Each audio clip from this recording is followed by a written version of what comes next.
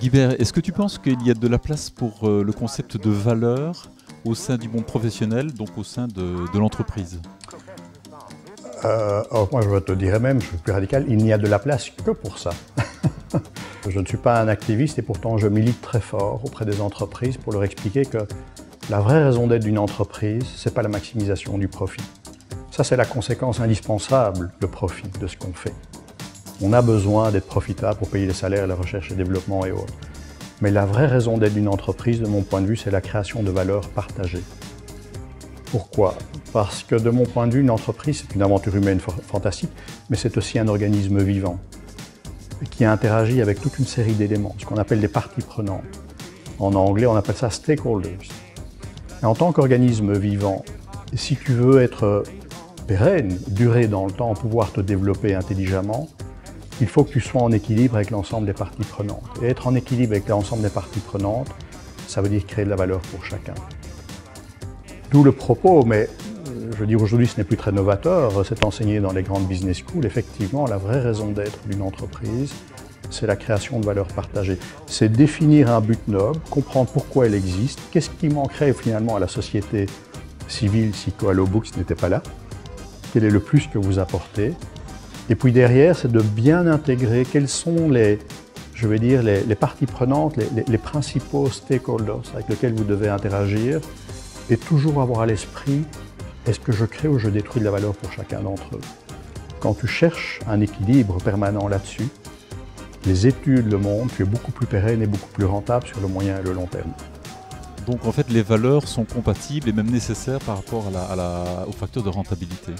Il y a deux choses dans ce que tu évoques. Il y a la valeur, la création de valeur, et puis il y a les valeurs qui animent l'entreprise. Ce sont deux choses un peu différentes. Le début de ma réponse consiste à dire que la richesse, c'est de la création de valeur et que ça doit être partagé.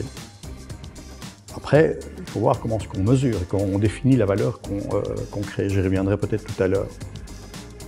Et puis, il y a les valeurs. Dans ta question, effectivement, quand je démarre une mission en entreprise, très souvent, ou en accompagnement d'un dirigeant, on commence toujours par là, en posant la question d'une vision, de pourquoi l'entreprise existe, et des valeurs. Quelles sont les valeurs qui existent? Et en fait, c'est assez étonnant de voir que très peu d'entreprises ont répondu à cette question.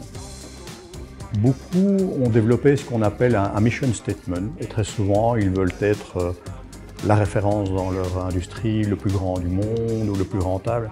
C'est pas ça une vision. Une vision, c'est vraiment de se poser la question de savoir pourquoi j'existe, qu'est-ce qui manquerait à la société civile si je n'étais pas là. Donc ça te permet de te projeter loin dans le futur. C'est comme un phare sur l'horizon vers lequel tu vas avancer. La deuxième chose, donc ça, la première chose, c'est le pourquoi. Je viens aux valeurs dans un instant. La deuxième chose, c'est le quoi. C'est pour atteindre cet objectif que tu t'es fixé, quels sont les produits et les services que tu entends commercialiser à moyen terme? Aujourd'hui, Coalo Books, eh bien, voilà, c'est un logiciel de gestion comptable. Une rupture technologique peut arriver, une accélération de l'intelligence artificielle ou de la robotique fait que tu vas devoir peut-être changer ton offre de service. Tout à fait. Tu vois, ça c'est le quoi. À la limite, c'est pas très important parce que ça peut être évolutif dans le temps. Si tu as bien en vue le pourquoi, donc la raison d'être de ton entreprise, tu vas pouvoir naviguer plus facilement face aux ruptures politiques, économiques, technologiques et t'adapter, toujours en gardant le cap de ta boussole. Mais la chose la plus importante avec le pourquoi, c'est le comment, et ce sont les valeurs. Les valeurs, c'est pas tellement ce que tu vas retrouver sur la page internet ou le leaflet de présentation. Les valeurs, c'est vraiment comment vous faites du business. C'est ce qu'on sent dans l'entreprise quand on entre.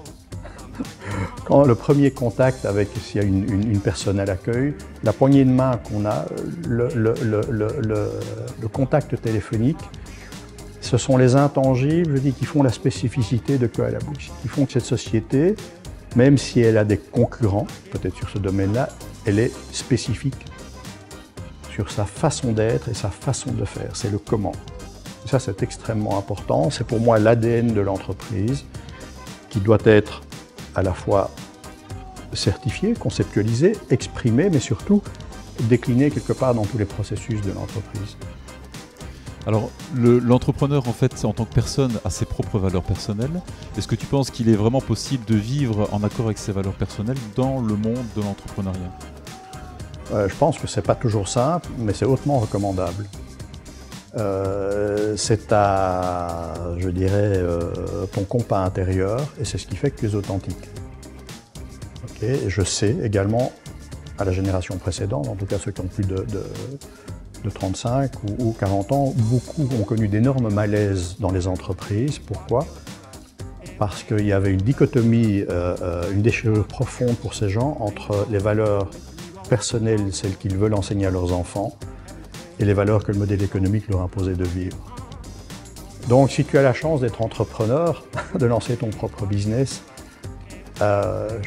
c'est te nier toi-même que de ne pas suivre tes valeurs. Après, c'est pas du bisounours le business, hein. Je dirais, il faut agir avec discernement, mais en ayant toujours au cœur de ton action les valeurs de qui tu es profondément, hein.